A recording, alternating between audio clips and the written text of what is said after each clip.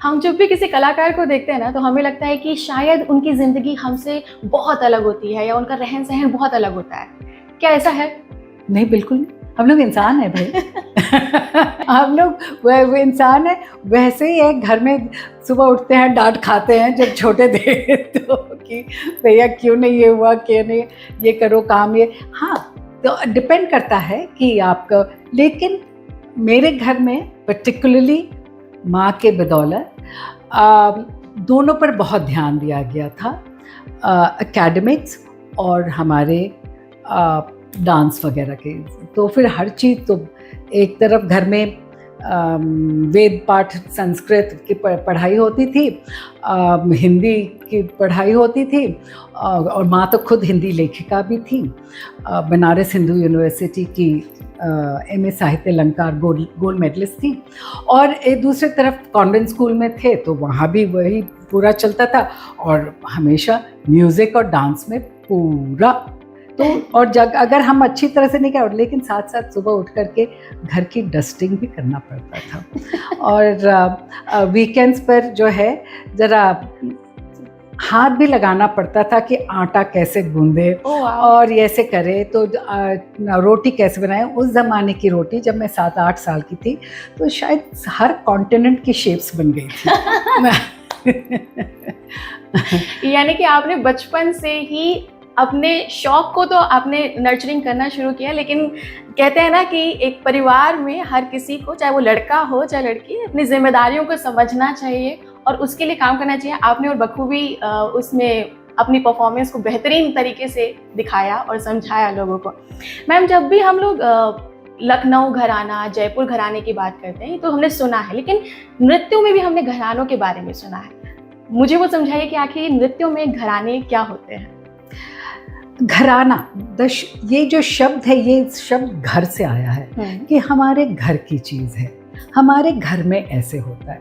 अब आप समझ लीजिए कि जैसे एक आम घर में हर एक माँ के यहाँ, हर एक लड़की कहेगी मेरे माँ के यहाँ ऐसे बनता था, हमारे ससुराल में ऐसे बनता है। कोई और कहेगी कि भाई हमारे यहाँ ऐसे बनता है। तो वो क्या हुआ, वो कहने के मेरे यहाँ ऐसे बनता था और आप वहाँ ऐसे बनता है, तो वो घर कि वो मेरे घर में ऐसे, तो वो घर से घराना हो गया। और हमेशा रहा होगा घराना, ऐसी चीज़ नहीं कि ये नई चीज़ है।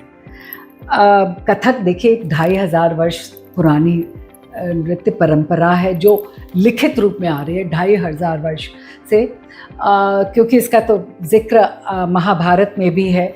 यही एक कम्युनिटी है, सिर्फ यही एक कम्युनिटी है जिसका जिक्र आपको महाभारत में मिलता है। कथकाश्च परे राजन शवनश्च वनौकसा दिव्याख्यानानि ये चापि पठन्ति मधुरम द्विजा। और यही एक कम्युनिटी है जिसका एक अभिलेख मिलता है मौर्य ज़माने का, वो है 2300 साल पहले का। गंगाए महानदिये तटे सब्बो कथक भिंगाण तेनम स्तुति तीसिकायम एहि राया आदि ना हो भावेनम पसई। तो ज़रूर घराने उस समय भी होते होंगे, लेकिन वो बदलते जाता है। लेकिन जो आज के घराने हैं वो पिछले 150 साल से 200 साल से है। और इसमें हुआ कि सेंटर्स बन गए ऑफ एक्सीलेंस। तो एक लखनऊ सेंटर ऑफ एक्सीलेंस था, एक जयपुर सेंटर ऑफ एक्सीलेंस, एक बनारस सेंटर ऑफ एक्सीलेंस, और बहुत बाद में जाकर के रायगढ़ भी हुआ। तो इसीलिए हमारे आज के संदर्भ में हम कथक शैली में 4 घराने मानते हैं: लखनऊ घराना, जयपुर घराना, बनारस घराना और रायगढ़ घराना। तो इनमें किस तरह से फ़र्क को अगर हम समझना चाहें तो कैसे समझें? पहले आप फ़र्क मालूम कर सकती थी, आप देख करके पता चल जाता, क्योंकि सब लोग उतनी कम्युनिकेशन तेज़ नहीं थी, तो मिलावट का स्कोप नहीं था। आज तो 80 से पर्टिकुलरली 80 के दशक से इतना, मतलब कि सब एक ही छत के नीचे 4 घराने हैं, सिखाया जा रहा है। तो आप न चाहते हुए भी आप इसको अपना लेंगे, और वो अच्छी बात है कि हर चीज़।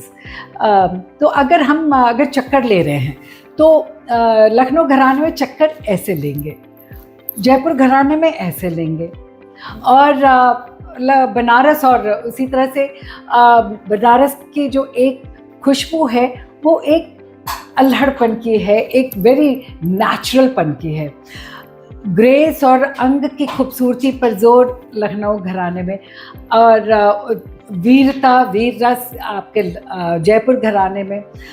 वहाँ रायगढ़ के महाराजा की एक थी कि वो हर एक बोल पैटर्न है, नृत्य पैटर्न है, उसमें भी आपको जैसे कि बगुला की है कि याद आ जाएगी, तो बगुला परन है, दल बादल परन है, बिजली परन है।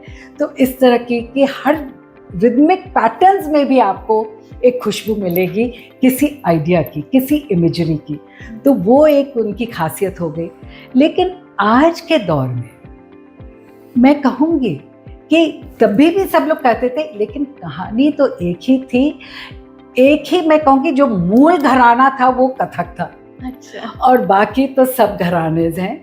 और आज तो वो भी इतना हम लोग चाहते हुए न जानते हुए, लेकिन इतना आदान प्रदान हुआ है कि आप अब तो नाम मात्र ही रह गया है, क्योंकि सभी के प्रदर्शन में आपको खूबसूरती मिलेगी, सभी के प्रदर्शन में हर रस मिलेगा, सभी के प्रदर्शन में हर अंग मिलेगा। जी बिल्कुल, ऐसा ही तो विभिन्नता में कहते हैं ना, एकता का स्वरूप भारत में ही दिखता है और कहीं नहीं दिखता।